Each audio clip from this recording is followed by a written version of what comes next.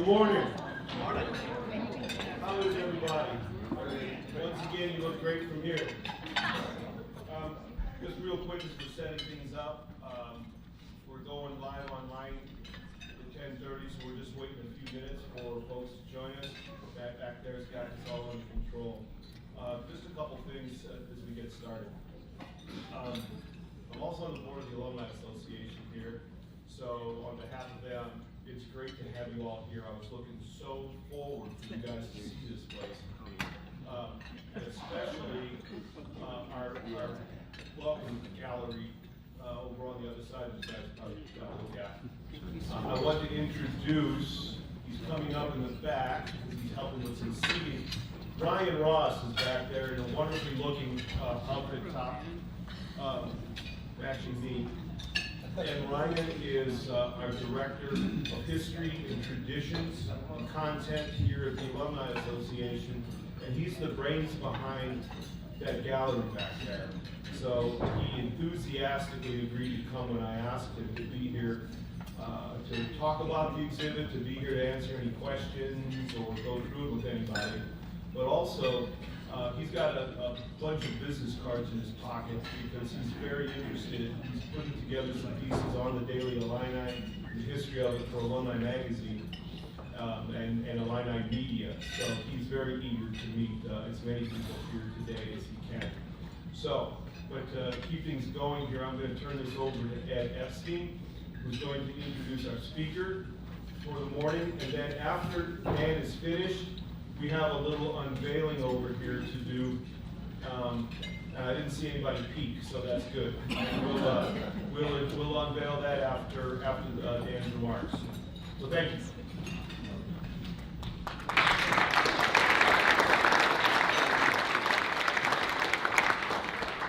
Good morning, everybody. I'm Ed Epstein.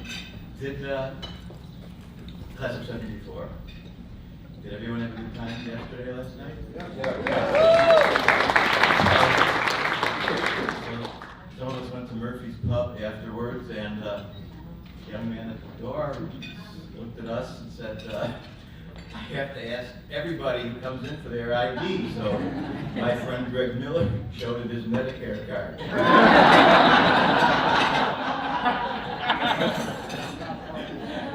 For the students, that's B's or U. So the committee organizing this DI weekend was looking for a big name speaker. I volunteered to contact my friend Dan Balz.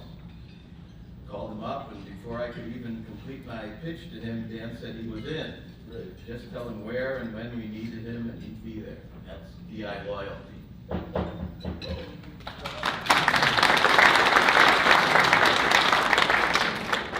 Dan was sports editor of the DI in 1966, 67, and is still a big Illini sports fan. Editor-in-chief, 67, 68. And he was drafted, or he's been drafted into the Army? Drafted and then enlisted.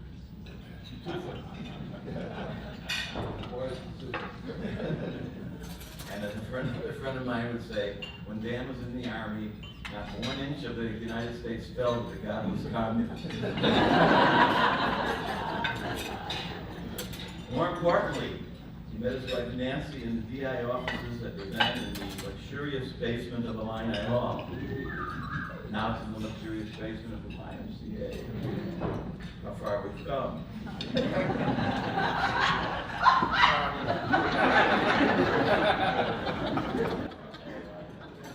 Nancy has been a lexicographer and a public librarian, among other things. Dan, of course, has gone on to a long, celebrated career at the Washington Post, where he's now, after many years covering politics on the road, many campaigns, is a perceptive, even-handed, and insightful analyst of politics and government. He's a familiar figure to all of us who watch shows like NBC News Press and PBS Week in Review. He has received numerous honors, is a DI Hall of Fame inductee, of course, but most important, he's a damn guy. He's a great guy.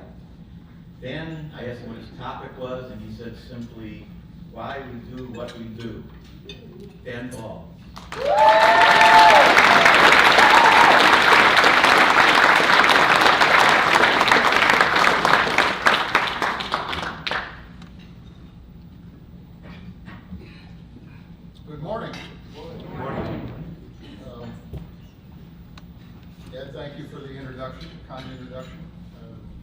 Great inflation takes various forms. I would say a little bit about that here. It's a delight to be with all of you. It's a great honor to fill this slot this morning. I thought last night was a spectacularly enjoyable evening. And I want to congratulate all of the new inductees into the Hall of Fame. Your speeches were great. They were different. They were funny. They were rich. They were poignant. You all displayed, I think, why we're all here this weekend. The loyalty that we all have for the Daily Illini, WPGU, the ILIO, everything about Illini media. I thought about this last night, and I thought this is the greatest collection of Illini journalists since Roger Ebert dined alone.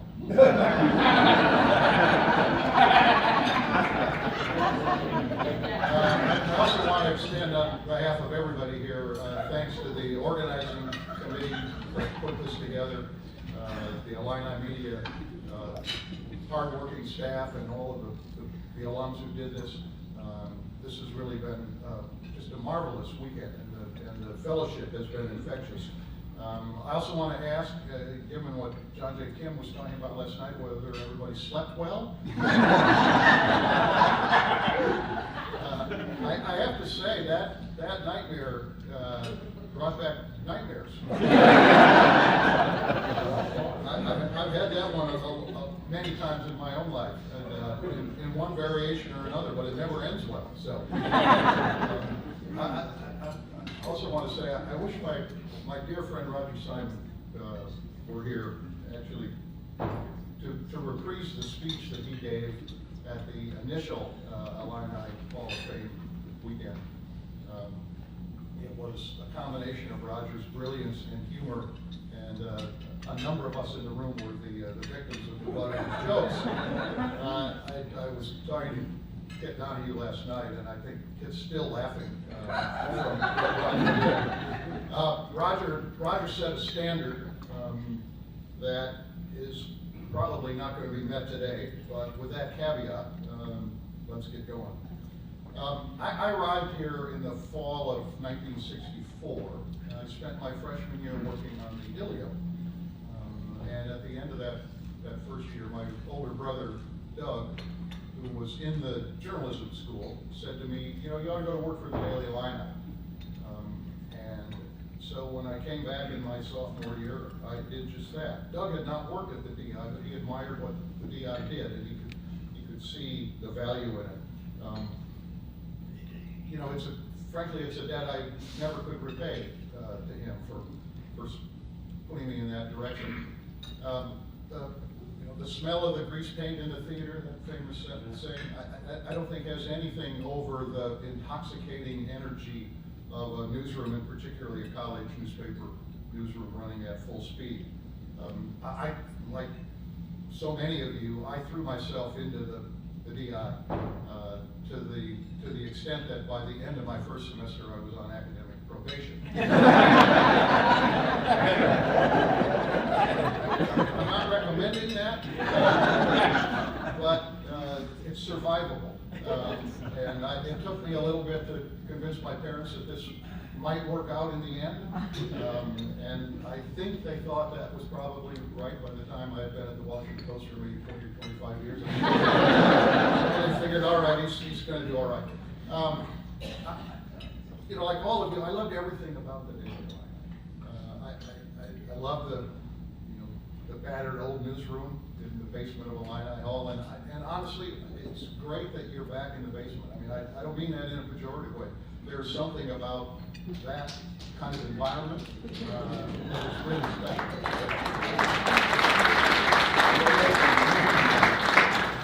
I love the adrenaline rush of reporting and writing.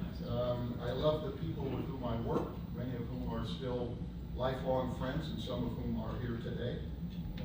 Carl Schwartz and John Huntley among them, Frank Hackman's an old pal, Ed, of course, and others. I love the old hot type composing room. It was Carl Schwartz's year as editor-in-chief that we moved from hot type to gold type, as I recall. I love the late night hours, putting the paper to bed, as all of you can Wi-Fi with, and then we would repair to what was then Uncle John's Pancake House. I don't think it exists anymore, but we would go out there and you could sit until closing time at 2 or 2:30, and for 15 cents they would keep refilling your coffee cup, and we would just, you know, shoot the breeze for a couple of hours. And as Ed mentioned, the best thing that came out of my time in the basement of Illini Hall was meeting my wife Nancy, who wandered in with a roommate one night in the winter of 1967, and we've been together ever since. So, pretty spectacular.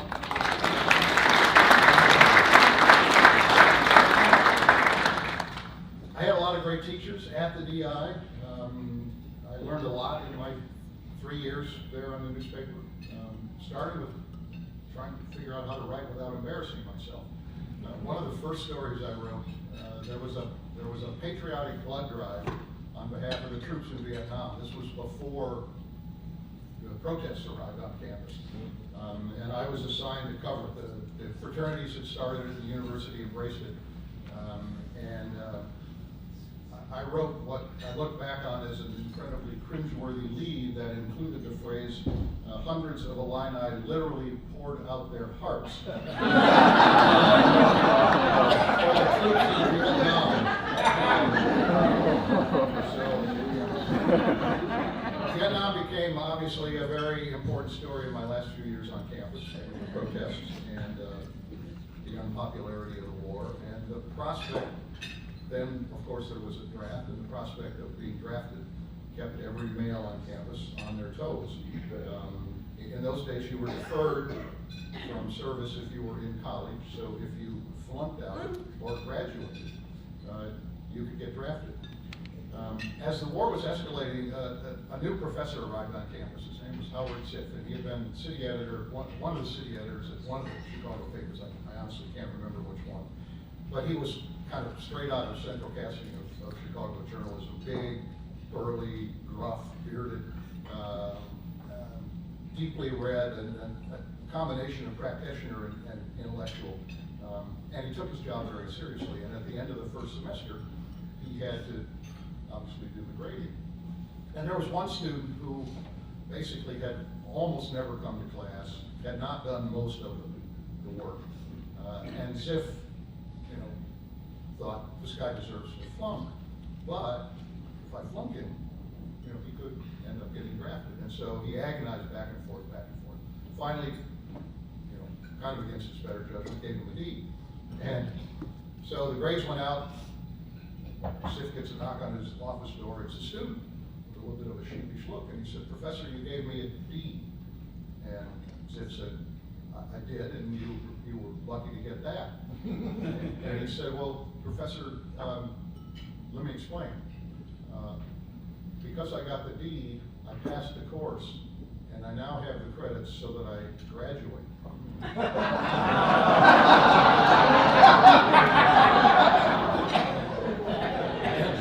and poor Ziff, as I say, agonized over this. Was a story related to me some years later. Ziff kind of sat there for a minute, and he looked at him and he said, "Well, that's too blank bad. You passed."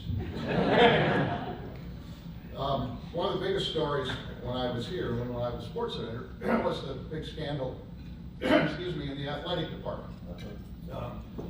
Some of you may remember this.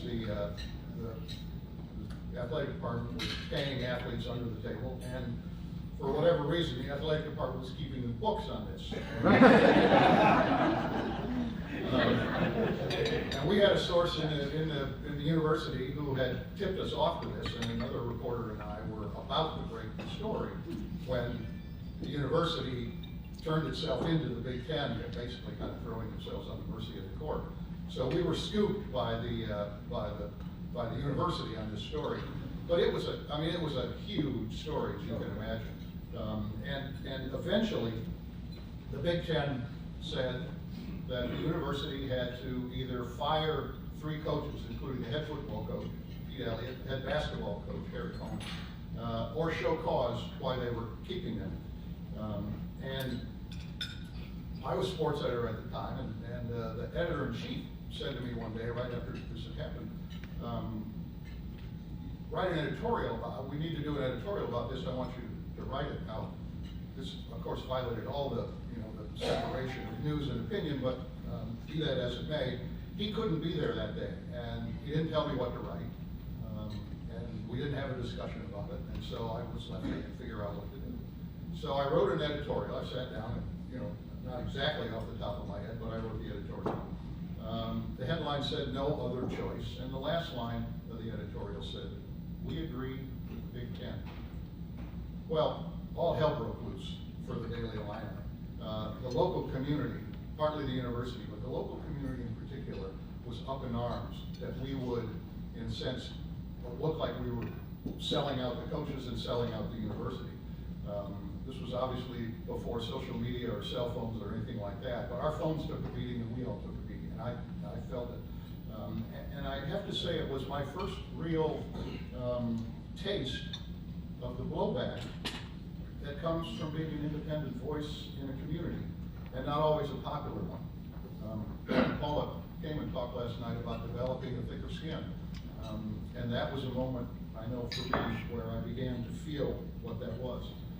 I recount these episodes from my days on campus as a reminder of the values of the experience of being a college journalist on an independent student paper, where you could make your own mistakes, you could chart your own path, and then live with the consequences. Someone told me when I was named editor-in-chief of the Daily Illini that this will be the high point of your career. And this person was only half joking and probably more than half right, because there's no question that what we learned here and the work we did and the people we met have been indispensable as we've carried on. And from the speeches last night, it's clear that all of you in this room have your own special memories of your time working on the DI or WPGU or the ILIO, any part of the Illini media. And we're here this weekend not just to say thank you for what we took away from those years on campus, but because we still care deeply about the vitality of college journalism and believe it's essential to keep that voice going. So I want to spend a few minutes more talking about, as Ed said, what we do and why we do it. I think everybody in this room recognizes, instinctively the importance of journalism, and especially in these times, we see how valuable the pursuit of truth really is. We can see it every day right now in the reporting that's coming out of Ukraine. Journalists are risking their lives, and some have lost their lives, to show the whole world the horrors of what the Russian army has done in Ukraine. And there is no substitute for what they're doing. And we can all feel proud of the work that those journalists are doing and the courage they show. But every day, in every country of the world, and here at home, journalists are illuminating the truth in pursuit of making their communities better. Freedom of the press is enshrined in our Constitution, part of the First Amendment. People in power don't particularly like that, but there's a reason for it. In the 1971 famous Pentagon Papers case, the Supreme Court ruled that the New York Times and the Washington Post could not be enjoined from publishing secret documents about the history of the war. And in that decision, Justice Hugo Black wrote a concurring opinion that underscored why the fundamental right to freedom of the press is protected and valued. He said, quote, "The government's power to censor the press was abolished so that the press would remain forever free to censure the government." The press was protected so that it could bear the secrets of government and inform the people. Only a free and unrestricted press can effectively expose deception in government. Journalism obviously takes many forms, many voices, and that's increasingly so in this age of the internet and social media. John Steinbeck once said of our craft, quote, "It has the greatest virtue and the greatest evil. It is the first thing a dictator controls. It is the mother of literature and the perpetrator of crap. But over a long period of time, and because it is the product of so many, it is perhaps the purest thing we have." I've always always thought that was a wonderful phrase, the purest thing that we have. The truth is, as you all know, most people don't know what we do or how we do it. By nature, we make people uncomfortable, especially those in power about whom we write. We are not particularly popular, and for good reason. As George Orwell once put it, journalism is printing what someone else does not want printed. Or as Ed Murrow once said, we cannot make good news out of bad practice. A friend of mine once said, he was leaving the business, and he said, I've been asked many times why I got into this business. And he said, my answer is to change the world. That's sort of a grandiose way of thinking about it, but I think that there is a quality of idealism that brought so many of you into the business. The idea that in one way or another, in small ways and occasionally large ways, that we can help to make the world a better place and our communities a better place. I think of journalism as a form of public service, and I think probably those of you who practiced it over the years feel the same way. Many years ago, Joan Didion wrote an essay about writing and reporting, about how she worked, about how painful it sometimes was to sit on the bed of a Best Western hotel and make a phone call to a stranger to begin the process of reporting out a new story or essay. She was physically small, an unobtrusive but penetrating observer and interpreter of politics and culture and society. And she once said, people tend to forget that my presence runs counter to their best interests. That is one last thing to remember. Writers are always selling somebody out. I said we're not always popular, and there have been those who have chosen to denigrate those of us who are in the business. Norman Mailer said once, if a person is not talented enough to be a novelist, not smart enough to be a lawyer, and his hands are too shaky to perform operations, they become a journalist. Now, let it be noted that some of the best work that the novelist Mr. Mailer did was long-form journalism. His book, the 1967 March on the Pentagon, was a classic book.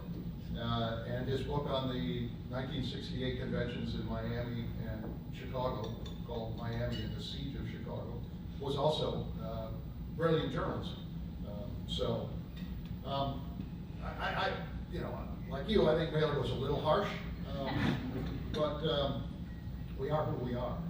And in getting ready for this weekend and this talk, I came across something that Jim Carey, James W. Carey, who was the legendary former dean here, professor when I was here in the 60s, fabulous professor who then went on to be a professor at the J School at Columbia.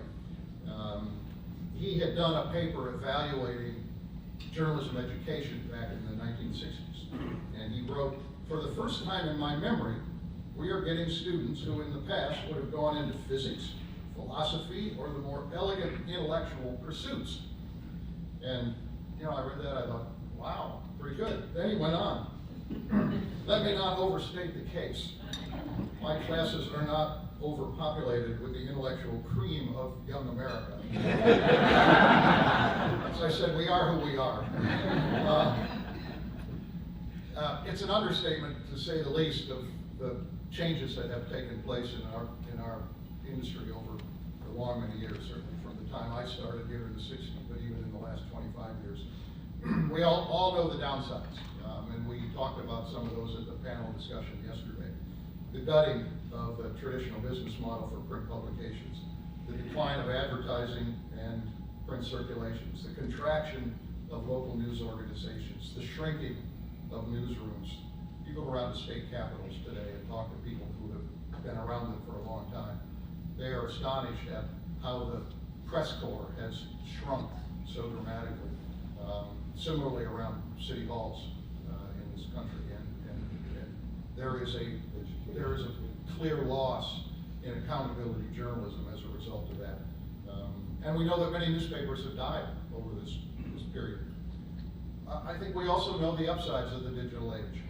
The democratization of information, greater influence for non-traditional sources and voices, the ability to reach new audiences, more collaboration and teamwork in newsrooms, the blossoming of new techniques to tell stories, the rise of social media, although I think that we would all agree that there is a mixed blessing in the role of social media. Along with those changes has come greater diversity in our organizations, many more women, many more people of color, though I think on that front that has happened much more slowly than it should have and needs to have a constant push. We've rededicated ourselves as the Washington Post to doing that, and I know many organizations have done similarly. But with all those changes, the basic underpinnings of what we do, what we were exposed to here as student journalists, have not changed. The ethical principles that guide us, values that we share, the bedrock of investigative and accountability, reporting and journalism, the sheer courage, enterprise, and energy in what we do, and the powerful force of relentless reporting. Fact is, scoops, storytelling, and compelling narrative writing is still at the heart of what we do, or should do. That has not changed. One thing we've learned at the Post is that the technological bells and whistles are important. And in a sense, they've changed our industry over 100 years. The telegraph, the telephone, radio, TV, the internet. With each of those technological changes, there have been adaptations in our business. We know that every tool possible to find and reach readers is essential. But what we've also learned in this period is that it is still great reporting, writing, and editing that makes the real difference. The biggest scoops, the most searing investigations, the most thoughtful analyses are what still draw audiences to our website. And I should just say as a footnote, talking about what the DI is going through, we used to be a newspaper that had a print edition and also happened to have a website. We now are a digital-first organization that happens to have a print edition. That sounds simple. It is an enormously difficult transition to make in any news organization, but it's essential for the survival. It was either Mencken or Liebling, and I can't remember which one, who likened the news business to a giant fish cannery. A magnificent edifice, great building filled with modern tools and mechanical equipment, all designed to process the catch, but ultimately dependent on a bunch of fishermen in leaky rowboats for their product. That's the role of reporting in what we do. We have all kinds of wonderful ways to get the news out to people, ways we never had before, but it still depends on people producing the news and finding it. If you go into the college media library, as I did the other day, excuse me, there on the wall are a set of principles that have long guided us. And here's what a few of them say. Journalism's first obligation is to the truth. Its first loyalty is to citizens. Its essence is a discipline of verification. Comment about Bob Reed. Make sure what you have is provable. Bob was an editor, my editor at the Freeport Journal-Standard the summer after I graduated, and still is he was one of the best editors I've ever had. Wonderful man. Its practitioners must maintain an independence from those they cover. It must serve as an independent monitor of power. It must strive to make the significant interesting and relevant. Its practitioners must be allowed to exercise their personal conscience. Eugene Meyer bought the Washington Post in 1933, and he set out 7 principles for the conduct of a newspaper. They have always hung on the wall in the old building that we're in and now in the new building that we moved to a few years ago. The first one says, the first mission of a newspaper is to tell the truth as nearly as the truth can be ascertained. Now that's a deceptively simple principle, but as Marty Barron, who led our newsroom for 8 years, once noted, It is more nuanced than first meets the eye. There's a sense of striving in that principle, he said, an acknowledgement that truth can be elusive. But there's a firmness in that principle too, a mandate that will pursue the truth regardless of any pressure to suppress it. Ben Bradley, who led the Post through the Watergate scandal, once said, the more aggressive our search for truth, the more people are offended by the press. He went on to say, I take great strength knowing that in my experience, the truth does emerge. It takes forever sometimes, but it does emerge. And that any relaxation by the press will be extremely costly to democracy. There's a well-known Latin expression, lux et veritas, light and truth. It's the motto of some universities. It's also foundational to what we do as journalists. Ed noted yesterday, we shine lights in dark places, hoping to expose what some would keep hidden, all in the hope of getting closer to the truth. Today, the pursuit of truth is under attack, as we all know. It's in doubt. It's challenged by people who disparage fact-based journalism as fake news. The Rand Corporation calls this problem truth decay. And as truth has come under attack, as disinformation has spread, democracy itself is being put at risk. Indiana University, next door, is one of those schools that has Lux et Veritas as its motto. And a few years ago, then president of the university, Michael McRobbie, gave a speech about the role of the university. But what he said, I think, speaks to the core mission of journalism. For nearly 3 centuries, he said, Indiana University has been guided by the principles that facts do exist and are beyond argument, dispute, or opinion, and that the truth does matter, for truth and veracity are the very foundations of our society. Today we live in what we could call a post-truth era. Facts are not accepted as facts, misinformation and disinformation run rampant, and we see this in many places. In questions raised about the value of science and knowledge, we've seen this throughout the pandemic, questions raised about vaccinations. We certainly saw this elevated when Donald Trump was president. He did much damage to truth-seeking and to undermining the credibility of fact-based reporting. And that continues with his false claims that the 2020 election was stolen. Our First Amendment protection comes with obligations and responsibilities, which are noted in those principles that I just mentioned. We are not mistake-free, nor are we above criticism, and we should not be. But the healthiest of news organizations own up to their mistakes and correct them as quickly as possible, again, all in the service of pursuing the truth. In these times, even that is not adequate. Almost 2 centuries ago, Ralph Waldo Emerson wrote in one of his journals that the search for truth alone is not sufficient. Upholding it and protecting it are just as essential. As Emerson put it, wherever the truth is injured, defend it. Whether we knew it or not, pursuing and defending truth was part of what we learned here at the university through our work on the student-run independent media, and yes, from professors at the College of Media. It was an important lesson then, even if we didn't fully appreciate it. And I think we all appreciate its importance ever more today.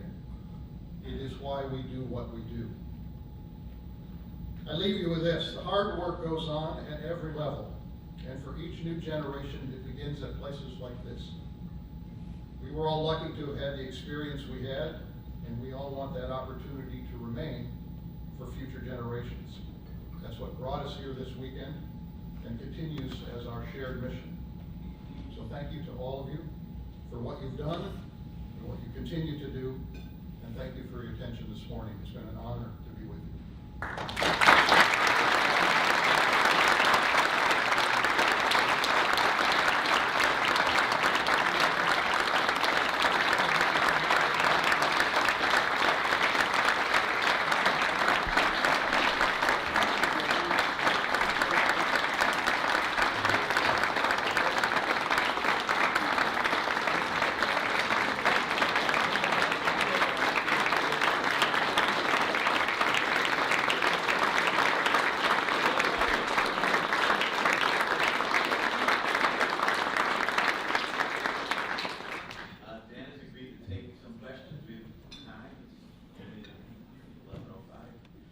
So, is there a microphone out there or not?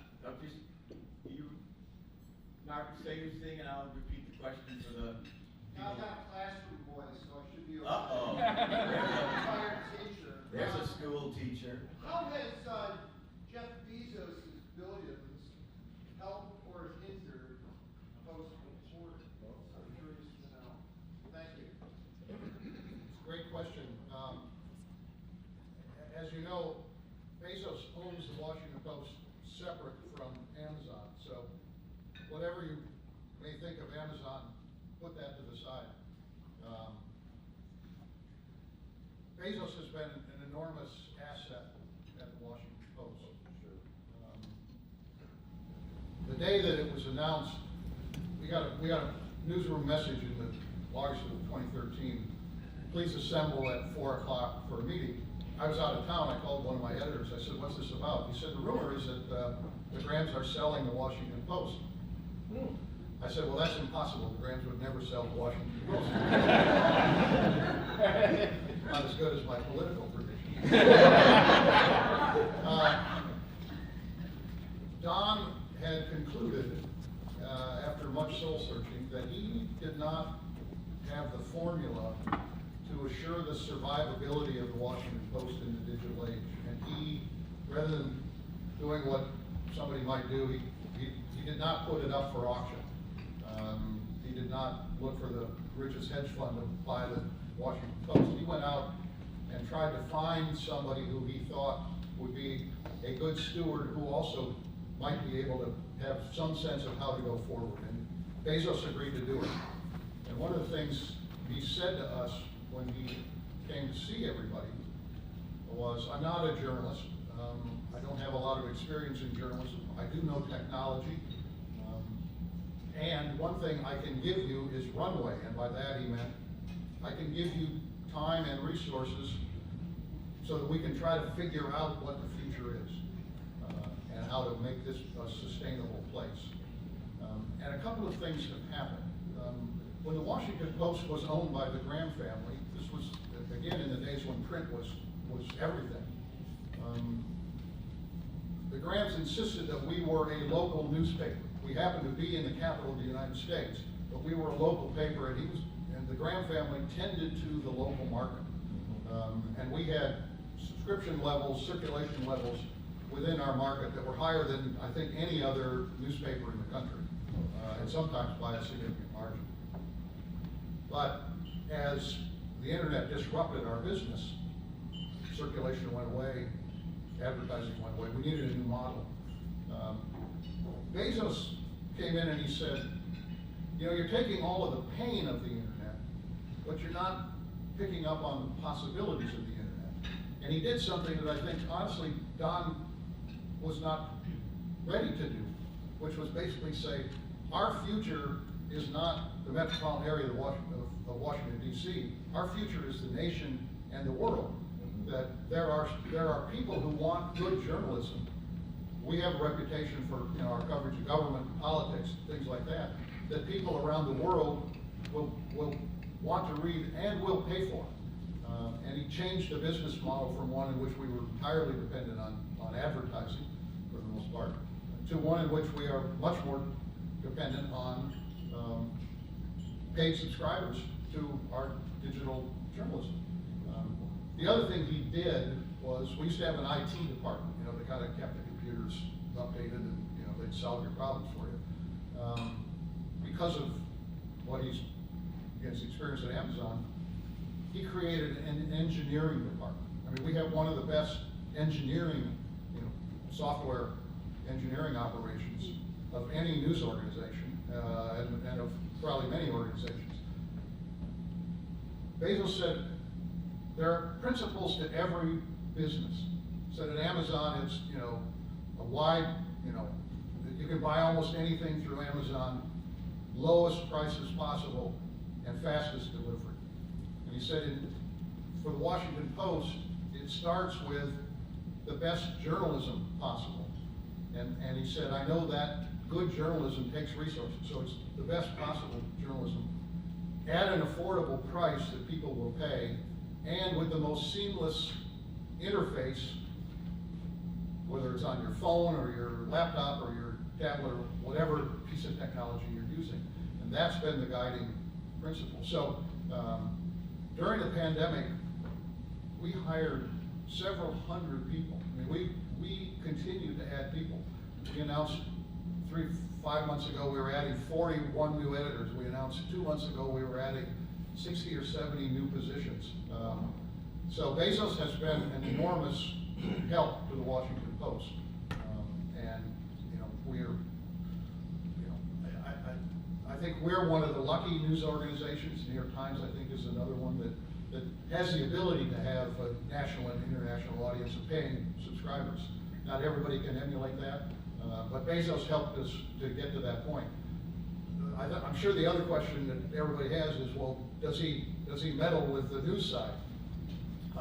Not to my knowledge. I have never heard anything to suggest that we are doing something because Jeff Bezos wants to do it, even if we are resistant to doing it. And I know that when he bought the paper, Fred Hyatt, our then editorial page editor, who died tragically last fall, offered his resignation, which is the norm in that business. An owner has the right to pick their editorial page editor or their opinion editor. And the Bezos response was, no, I don't want, you do what you do. You guys do a great job, and that's not why I'm here. So he's kept hands off in the ways that you would want somebody like him to keep his hands off, and he's been enormously helpful in the ways that I just outlined.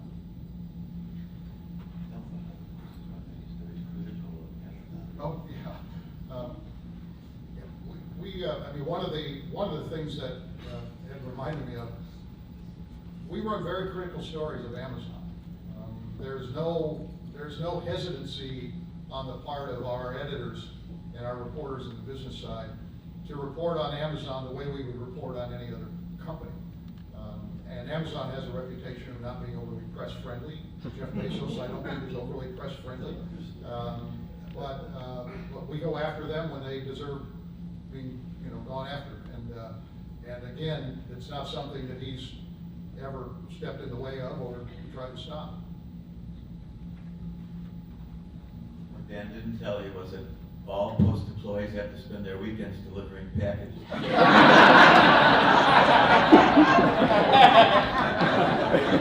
Small fronts. Anybody else? Please talk a little bit more about the rise of misinformation that you mentioned. Is this a new phenomenon in human history or an old one? Why is it happening, and what in the hell do we do about it? The question was, could you talk more about the rise of misinformation? Well, I think there's been misinformation as long as the world has existed. Exactly right. But I think that the difference today is that it spreads rapidly. And as a result of that, penetrates more deeply into society. And I think that that's the challenge that we're all facing. There's this old expression of, a lie can travel, around the world 3 times before you can ever get the truth up. And social media, for all its virtues, is a transmission belt for false information, misinformation, and disinformation, which are obviously not exactly the same thing, but they're pernicious. The question of what to do about it is a very, very difficult one. And our approach, and I think most people who are in journalism feel that what we have to do is just continue to be aggressive in seeking truth and knocking down what is false. We're not going to convince everybody who believes something that is false is false. We know that for a lot of people, the Washington Post doesn't have credibility because we've been attacked as purveyors of fake news. So it's a constant struggle, and I don't see at this point any likely change in that. I've always said to people, my hope is that over time, the body of work that we and other news organizations have done will stand the test of time, will be proven to have been an accurate version of the history of these moments. But that's not satisfactory in the moment. I think one of the things that has happened, and I know this from just my own experience, is that we have had to become more aggressive about calling out, disinformation and misinformation. We were trained here by, good people to be objective, and I don't mean the, he said, she said objective, but fair-minded. Not to be taking sides in, in a political battle, to be independent, to be in a sense a kind of a referee of society, and to call balls and strikes the way, a referee would, or an umpire would try to do that. But there have been times in which we have had to, again, be more aggressive, and that has brought more attacks on the press. There's a political scientist who I got to know at the University of Maryland, and I was talking to her recently, and she said, political scientists are a little bit like journalists. We're trained to be, sort of nonpartisan in the way we present what we're teaching. But we're also pro-democracy. And she said, when those two clash, she said, I am not hesitant at all in pointing out the difference to my students and to come down on the side of pro-democracy. And I think it's the same for journalists. We're not pro-Republican or pro-Democrat or, pro this president or pro that president or anti. We're pro-democracy. We want the system to work the way the founders intended it to work. And again, that can sound grandiose, but it's the day-to-day work of putting that into practice that's the real challenge. So that's a long answer and not probably a satisfactory one, because as I say, I don't think we know quite how to combat this. But there are more people worried about it today than there were 3 years ago, or certainly 5 years ago.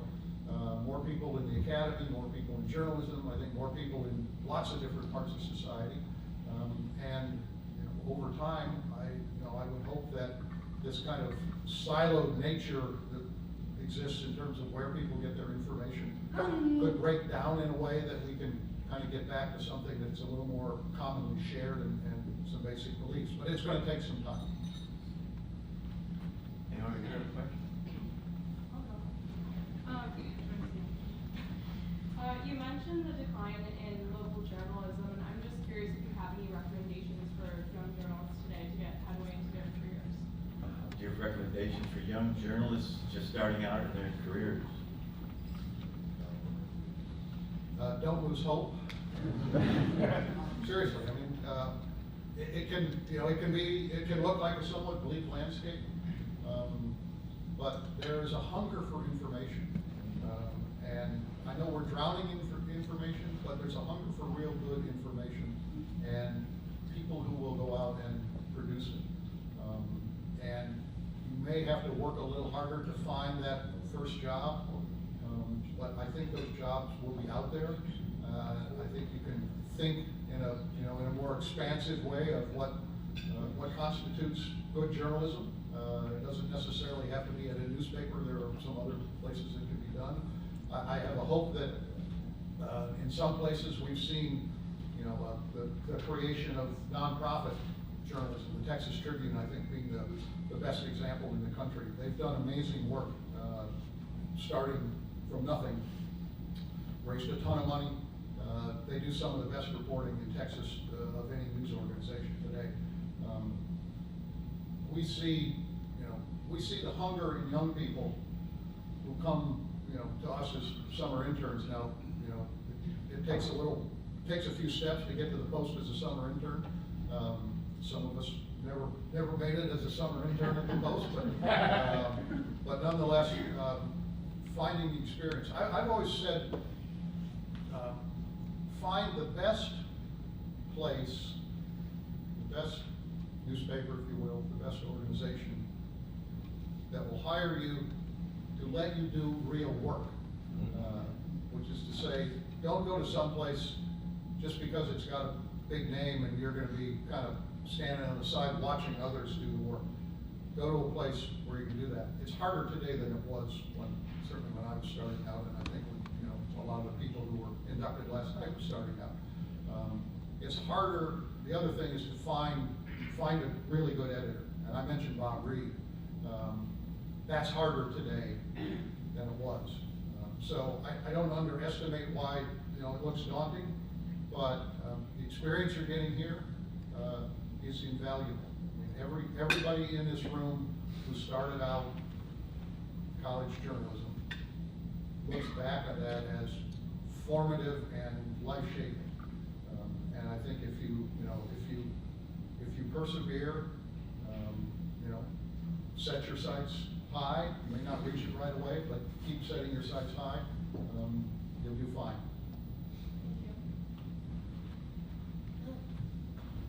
Anyone else? Okay, well, that's, Jim, you want to wrap things up? Thank you very much, Dan. That was great.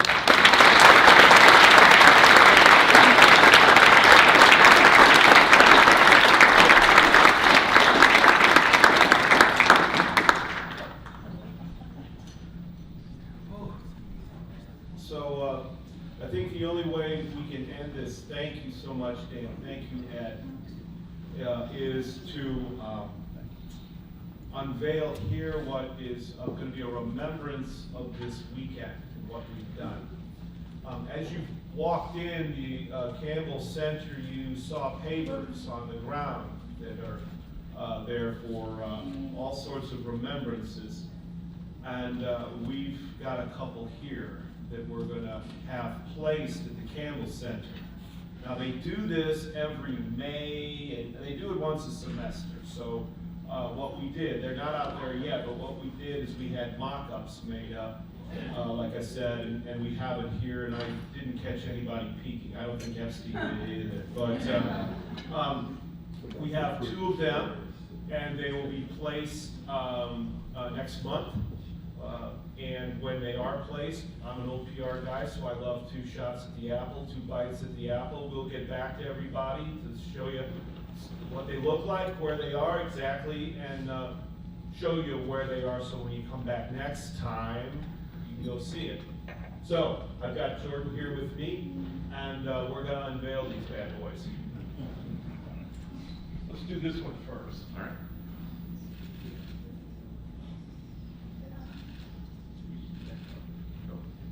Okay, so this one says, Illini Media Company celebrates 150 years of the Daily Illini, 1871, 2021.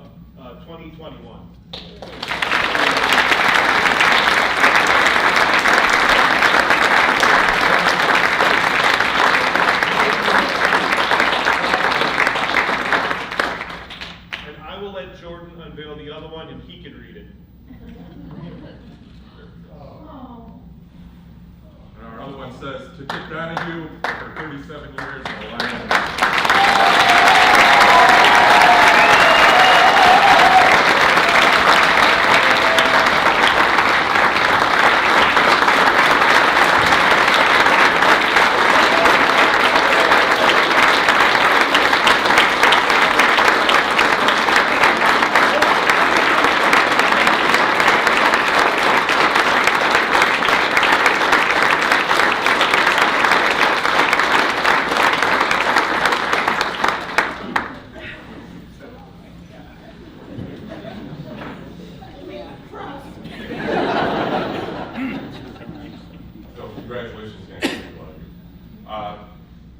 Before Jim sees us off, I just wanted to mention one thing we forgot to tell you is that at the undergraduate library, there's currently a display on WPGU, on the history of WPGU. It was put together by a graduate student in library sciences who contacted me and came in, and we went through a lot of stuff. Actually, Sydney Malone, the new program director, one of the first things that we did is cleaned up the radio station offices, and we unearthed a treasure trove of old scrapbooks and things, many of which were able to look through at the open house.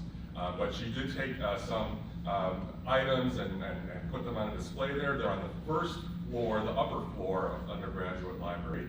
When you go in the doors, if you turn right, you'll see them off there in the corner. There's like 3 glass cases. This may be your last opportunity to visit the undergraduate library in its current form. It is going to be transformed into a special collections facility. So if you want to get back to UGL one more time and go down there before it's repurposed, this would be a great time. Yeah, just one of my favorite items in it, if you're going through, we don't have many LPs left in there, but we did have one crate, and we went through and we found the album, I can't remember the name of it, by Kansas, with Dust in the Wind on it. And on the front was an index card with about 100 dates and times when, I'm going to guess it was Dust in the Wind, was played. Just a great little time capsule of that period. So if you have a chance, you're walking around campus on this beautiful Sunday finally, please go have a look. And thank you everybody for coming, and I hope to see all of you soon. Thank you.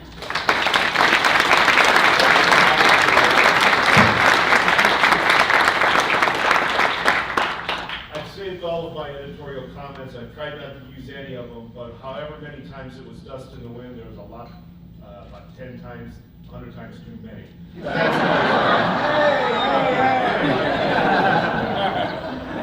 I love Kansas, but that does it for us.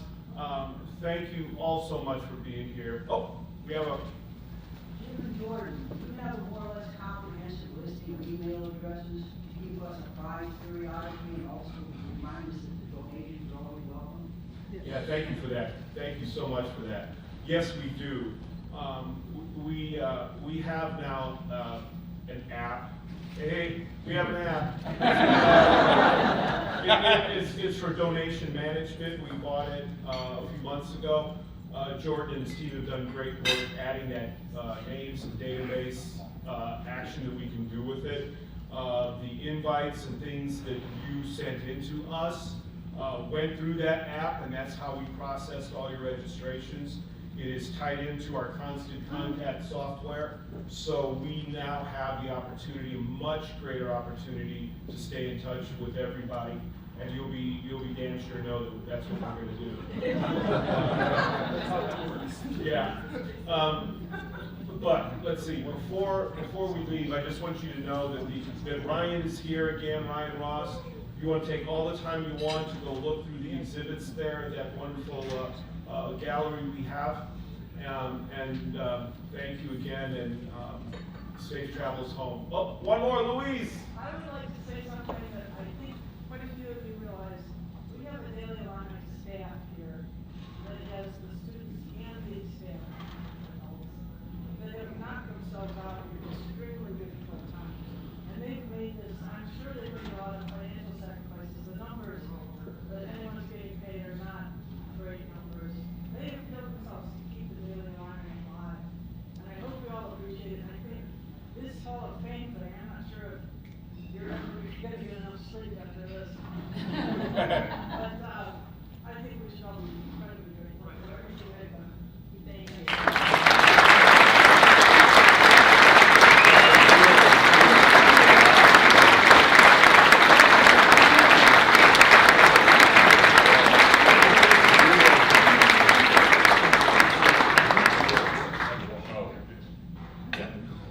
Sorry, UGL opens at 1 today on Sunday, so you're around that. We all spend a lot of time in the library.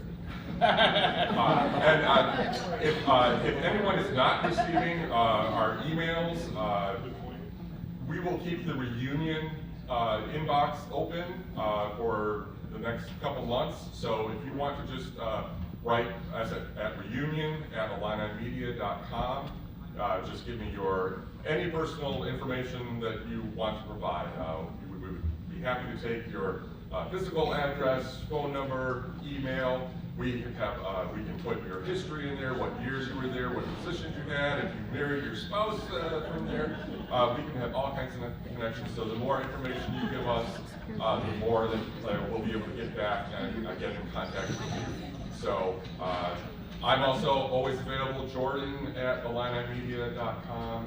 Email me, contact me. My phone number is on the website, and I've got some business cards if anyone wants any. So thank you.